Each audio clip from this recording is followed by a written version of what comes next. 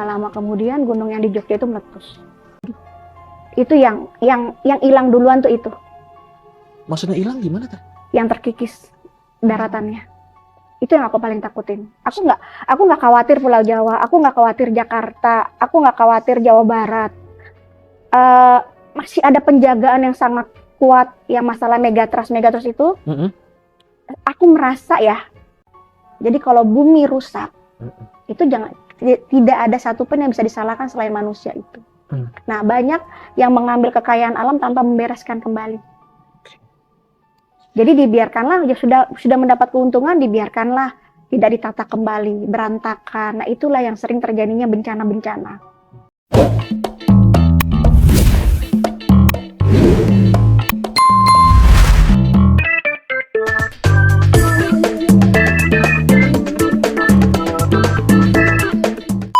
Ini bintang tamu Bang Robby bukan sembarang bintang tamu. Kenapa?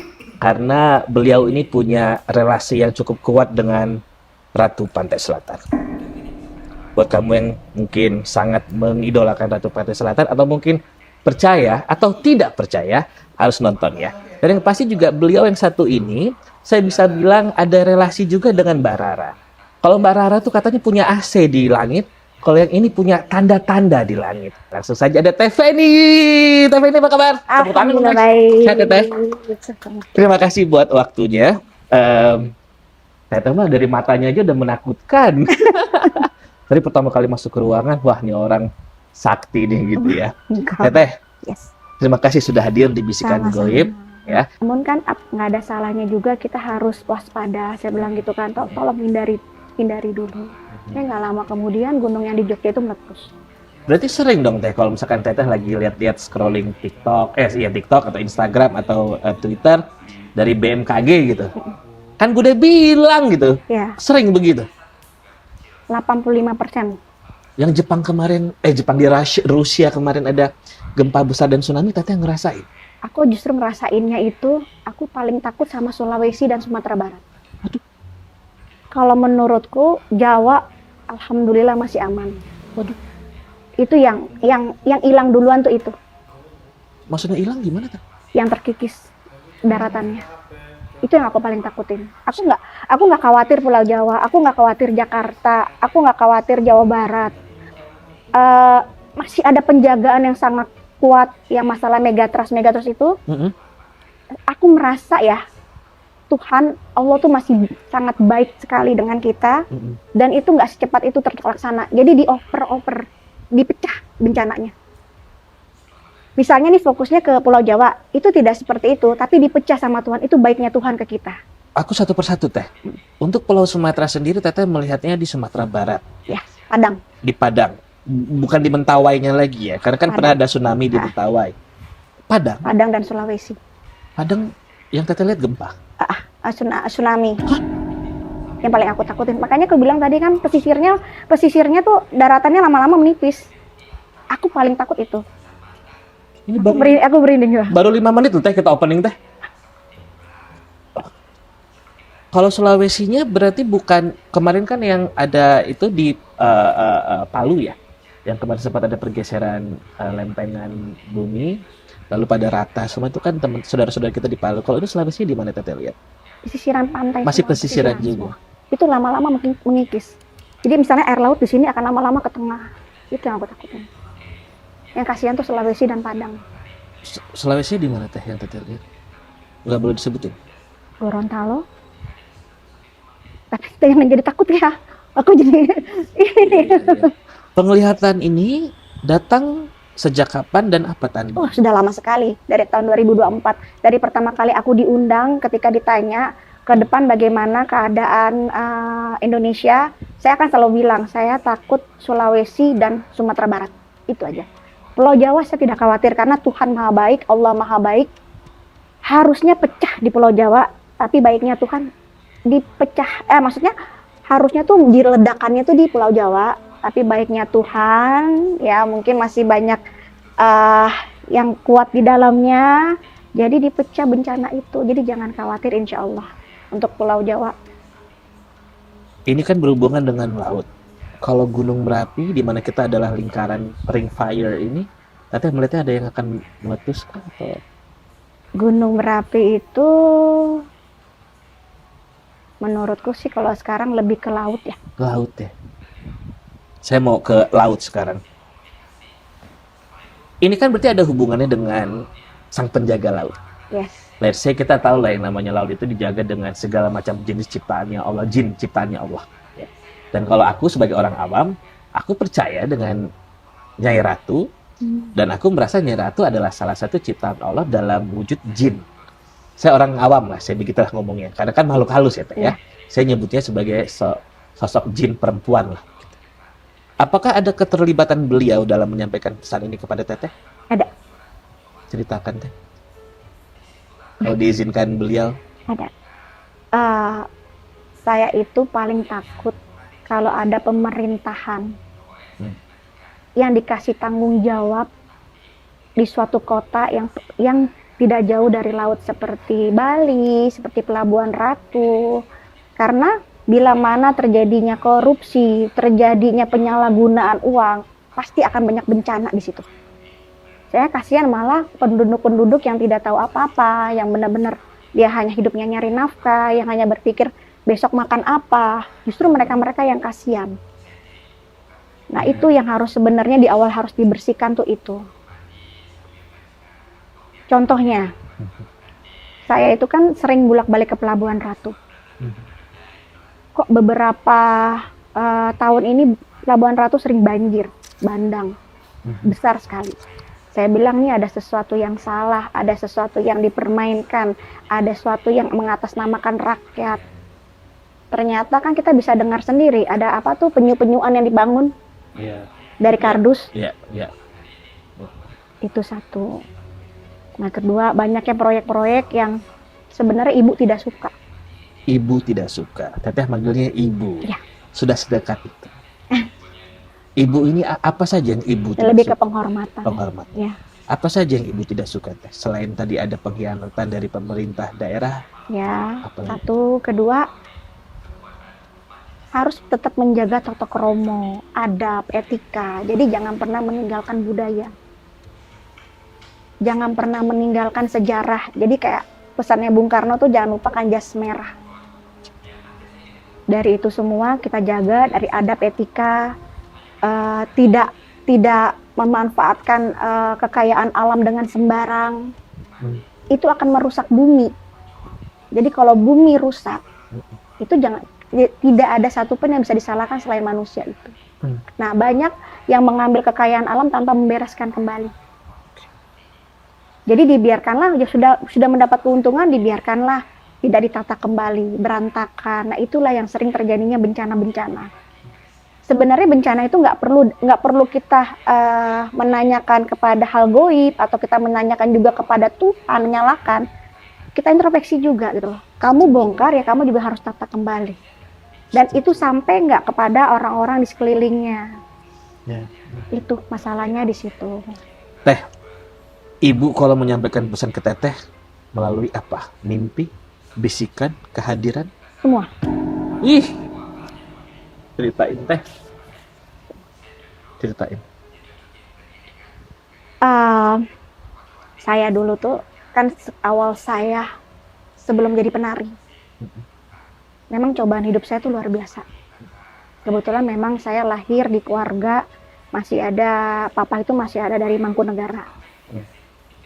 Kalau mama itu masih Pandeglang, Banten. Nah, itu kan sangat sejarah dan budayanya tuh sangat kuat. Tapi karena papa itu saat itu keluarga masih kejawen, jadi saya dititipin di keluarga mama yang memang agamanya kuat sekali. Saya sebenarnya sudah dikasih tahu sama Eyang dari keluarga papa bahwa terahnya itu jatuhnya kenapa ke kamu, bukan ke anak Eyang yang lainnya, tapi memang cobaan hidup kamu berat sekali. Di situ. Yang pertama saya tahu, dan tidak mudah untuk laki-laki menikahi kamu. Karena kalau nggak cerai. Teteh aman hubungan? Tidak. Oh. Oke, kita lanjutkan bagian personality kita. Pernikahan pertama saya sudah dikasih tahu oleh Eyangku, baru mau minta restu, baru mau meminta gelar, karena kan kalau Jawa ada gelar ya. Baru mau izin minta basahan, Eyang langsung ngomong gini, Dok, kamu akan cerai muda, kamu jadi janda muda. And it happened, terjadi. 5 bulan. Karena yang tidak setuju bukan manusia, tapi yang di atas terus garis lurus. 5 bulan teh, Ya, kayak anak SMP. iya kayak Britney Spears waktu itu Kayak zamannya. Britney Spears. Iya, kan Britney 3, saya 5.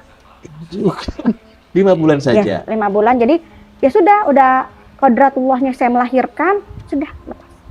Dan itu sudah dikasih tahu sama Eyang Kung. Padahal kalau dipikir secara human, secara manusia gitu. Saat itu laki-laki yang saya nikahin, dia bertanggung jawab, dia punya pekerjaan, dia pejabat, dia keluarga pejabat. Tapi Eyang bilang dia nggak akan kuat membopongmu. Kan nggak, secara logis nggak masuk akal. Munya ini bukan teteh doang soalnya. Ya, sampai atas semua nggak setuju karena faktor sejarah. Jadi karena itu saya selalu bilang jangan pernah kita tuh menghilangkan sejarah.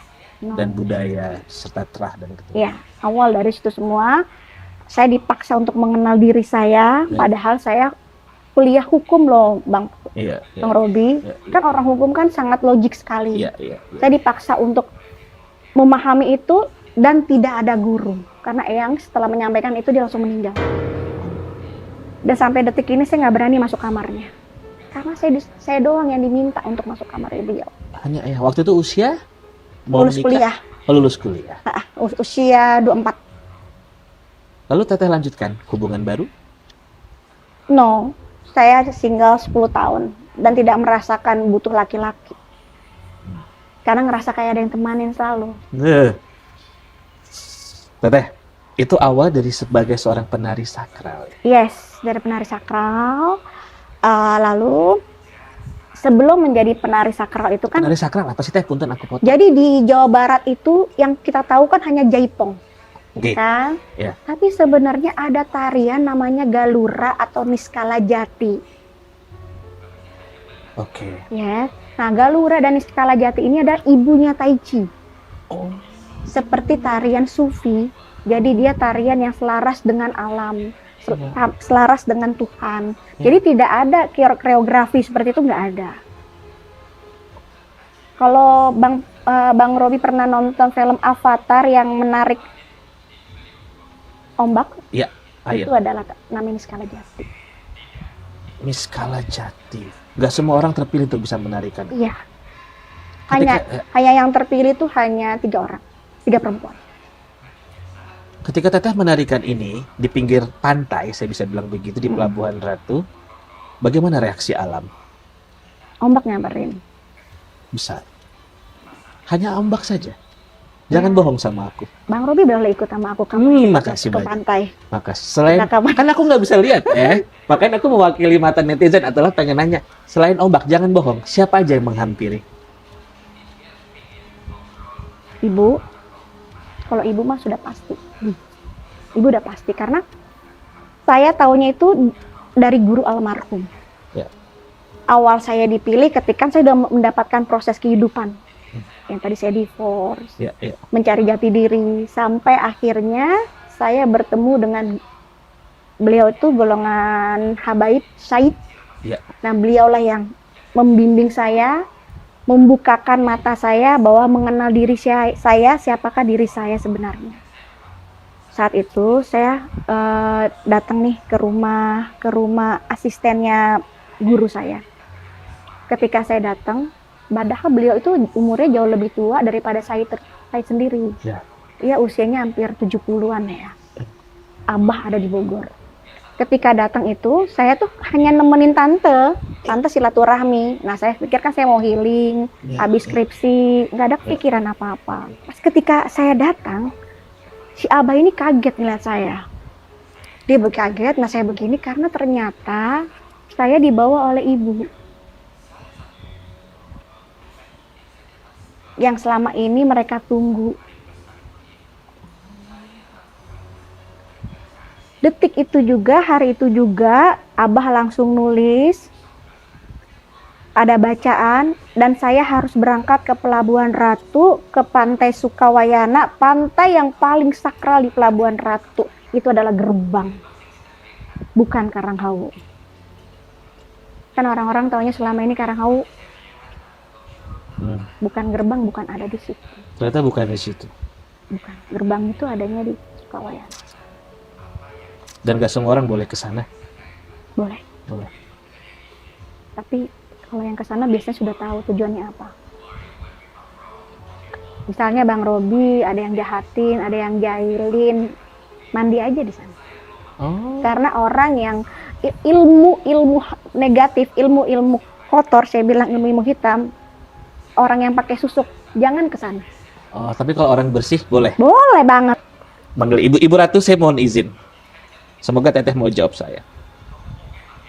Ketika beliau datang, wanginya seperti apa? Melati. Dan ada wangi khas yang nggak bisa wangi sedap malam campur melati. Tapi ketika beliau datang itu, biasanya akan ada apa ya? Bukan hujan, tapi kayak percikan. Ini misalnya ada tiba-tiba nih, kayak ada percikan air. Itu kehadiran beliau. Beliau bersuara. Dan angin. Angin. Anginnya tuh, walaupun orang yang tidak paham akan tahu ini angin laut. Beliau bersuara. Senyum. Nggak pernah bersuara. Jarang. Dengan tatapan mata ini aja kita akan tahu maksud tujuannya apa. By telepati gitu. Ya. Tapi kecantikannya Bang Robi. Cantik banget. Teh, kalau penggambaran di lukisan dan di film beliau datang dengan kereta kencana, dengan bodyguard, dengan pengawal, apakah itu benar? Tidak. Kalau dari aku jelasin dari lukisannya. Lukisannya itu wajahnya tuh jauh sekali. Jauh lebih cantik. Ya Allah, nggak ada apa-apanya. Serius, Teh? Sama Ratu yang 7 aja nggak ada apa-apanya. Oke, Teh, ini ngomongin soal mitos sih sebenarnya ya. Mungkin pembahasan kita karena sudah berada di pantai selatan sekarang. Ketika ada orang berenang, katanya kan nggak boleh pakai hijau. Kita tahu lah itu mitos. Tapi sebenarnya memang Ibu suka ya orang pakai baju hijau atau? Oh, emang beneran? Suka. Ibu tuh sukanya Saya suka itu loh, Teh. Maaf saya potong. Saya suka green emerald itu. Kayak gitu kan? Iya. Ibu suka hijau, ibu suka pink, ibu suka marun. Jadi kalau mau ngasih baru nih, pink dan marun. Iya. Jadi kalau mau ngasih bunga ke ibu, itu kalau misalnya kita mau ngelempar ke laut, itu warna mawar warna merah atau merah marun atau yang pink. Kalau bisa ungu. Itu kesukaan dia. Jadi kalau Bang Robi mau mandi, bawalah bunga itu. Yes. Nanti kalau aku udah angkat jadi pangeran atau anaknya gimana? Ya kalau dicintai nggak apa-apa. Cinta Teh. Sorry, aku agak keskip tadi, mohon maaf. Teteh kan tadi ke gerbang Sukawayana. Iya. Ya. Ada apa saja di gerbang itu? Apa yang terjadi di sana? Gerbangnya beliau ada di situ, berada di titik itu. Untuk yang di Pelabuhan Ratu. Boleh ceritakan Teh pengalaman Teteh berada di gerbang? Kalau Bang Robi nanti ke sana ada batu hitam. Nah itu awal titik gerbang di situ. Jadi waktu saya ke sana kembali ke tadi kan yang Aki nyuruh saya ke Pelabuhan Ratu.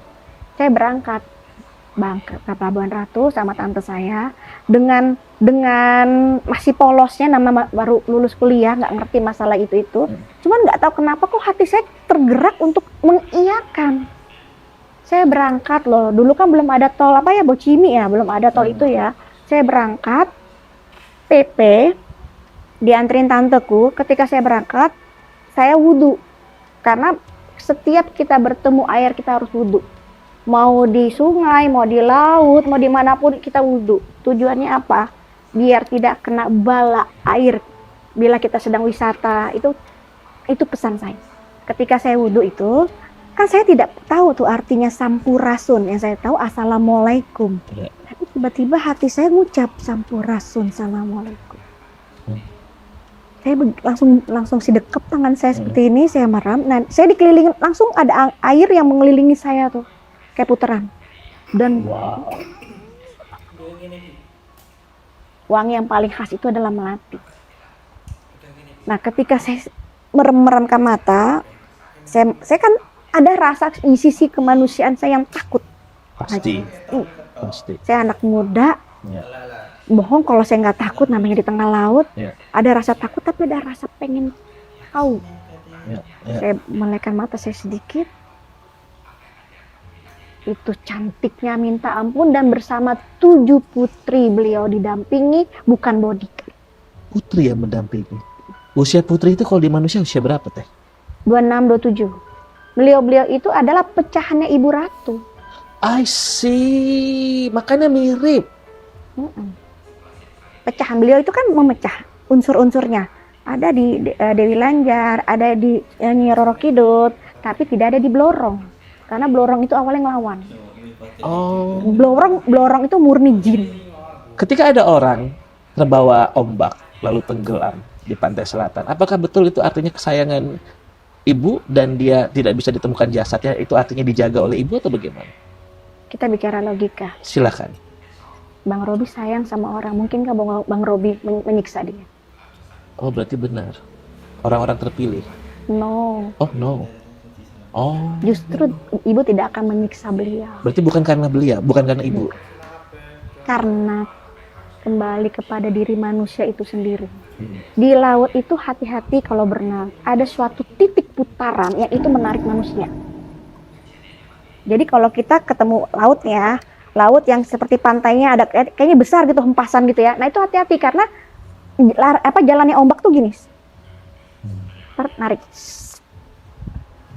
Nah itu, yang itulah sebenarnya orang pinggir pantai itu sudah meng-warning, jangan di situ berenang. Contohnya di Pangandaran itu ada, jangan berenang di situ karena ada titikan tarikan kayak pusaran air.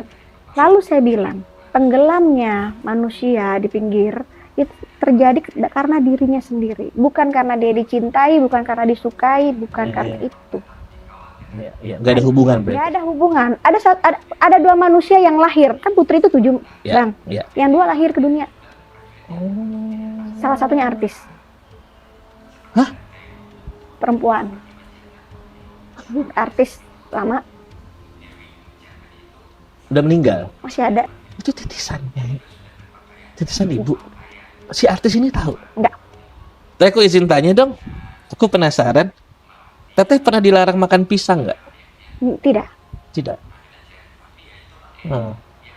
Pisangnya apa ya? Kesukaan siapa ya? Saya suka pisang Raja Bulu. Oh. Raja Bulu tuh pisang yang disukain sama Raja. Contohnya yang Prabu Siliwangi. Suka banget ya, Bang? Iya, dan ibu. Ibunya Nyai Ratu. Oh, jadi kalau ada acara itu bukan pisang biasa ya, pisang Raja Bulu yang warna orange. Yang panjang. No, segini dang aja. Warnanya orange. Manis banget. Sekarang udah susah, Bang. Iya. Jadi kalau setiap ada acara. Teteh terakhir kasih pisang kapan ke acara ibu? Kebudayaan, acara budaya untuk setiap aku mau nari. Kan kalau setiap aku mau nari, Bang Robi, aku selalu masuk kamar dulu. Aku puasa mutih. Ya. Atau aku puasa yang tidak makan bernyawa. Aku kan selama jadi penari itu hampir aku tidak makan nyawa. Berapa tahun sih Teh jadi penari? 10. Nanti di akhir acara sebelum aku closing Teteh boleh menari sedikit. Kira-kira bahaya nggak tarian itu? Ya paling ikut Bang Robi. Ya, tapi bisa kan dicoba nanti ya Teh. Tapi nanti ya. Tapi itu biasanya kalau yang datang pasti bagus-bagus. Oh. Karena memang kan kita selama dulu saya 10 tahun itu menjaga amanah itu, aku harus menjaga kesucian, Bang. Kesucian secara lahir dan batin. Karena itu aku menjadi janda. 10 tahun itu tidak punya pacar, tidak punya pasangan karena aku menjaga itu.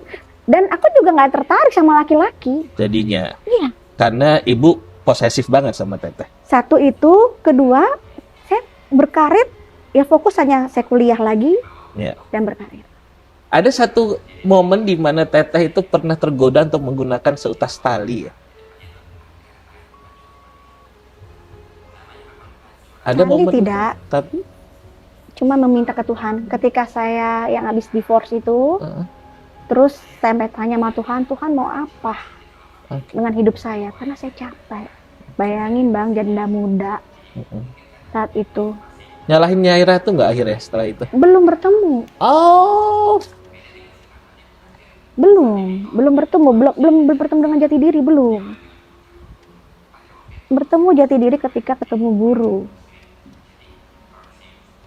Ketika ketemu guru menyatakan, bilangnya di Pelabuhan Ratu saat itu kita lagi ulang tahunnya Mama. Nggak tahu kenapa kok guru ini membuat acara ulang tahun buat Mama. Ya saya dengan polusnya datang karena keluarga saya semua bermahabah ke beliau, cuman saya yang belum. Saya datang ke sana, lalu guru cerita, tapi guru karena saya tahu ini orangnya keras, saya orang hukum kan nggak gampang ya bang kalau masuk ke orang hukum. Guru cuman ngomong gini, ini sepanjang laut selatan aman. Saya bingung aman, kok aman? Saya bilang itu, ini yang jaga. Seperti itu. Masih dibuktikan juga karena saya masih yang pecicilan lah, namanya anak muda ya masih petakilan, nggak saya kepikiran karena kan saya karir saya mau menuju ke hukum, pikiran saya seperti itu kan. Iya. Saya kuliah, berarti kan saya akan jalankan hukum studi saya gitu ya. Nah dalam perjalanan itu sering dilihat-lihatkan dan beliau hadir pertama kali di mimpi. Ibu. Oh mimpi dulu. Ya biar nggak kaget bang. Iya.